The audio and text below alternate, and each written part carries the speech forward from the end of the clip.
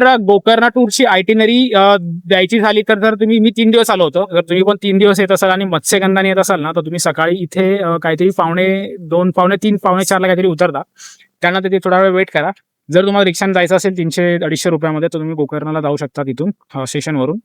नाहीतर मग तुम्हाला 7:30ची बस आहे ती पकडून तुम्ही हॉटेलवर जात होता. त्यावेळेस मग हॉटेलवर जाऊन थोडंसं अर्ली चेक इन ते लोक देतात. अर्ली चेक इन दिल्यानंतर त्यावेळेस तुम्ही थोडं फ्रेशन अप व्हा आणि तिथेच आजूबाजूला तुम्ही गोकर्ण बीच आहे तो तुम्ही एक्सप्लोर करू शकता. त्यानंतर मग तुम्ही संध्याकाळी गोकर्णचं मार्केट आणि तिकडचं लोकल लाईफ थोडंफार तुम्ही एन्जॉय करू शकता. त्यानंतर मग तुम्ही दुसऱ्या दिवशी सेकंड डेला तुम्ही सकाळी लवकर उठा आणि महाबळेश्वर मंदिरात जा. तिथे दर्शन घ्या, कारण सकाळी थोडीशी गर्दी कमी असते ॲज कम्पेअर टू म्हणजे दुपारी जेव्हा जाल त्यावेळेस.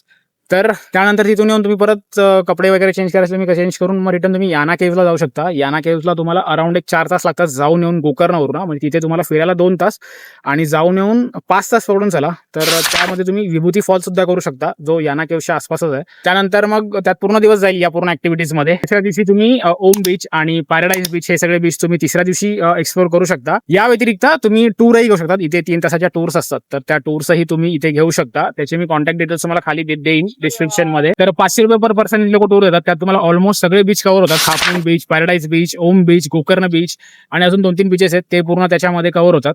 तर तुम्ही तेही करू शकता. तर असा हा 3 दिवसाच्या आयटिनरीचा प्लॅन आहे.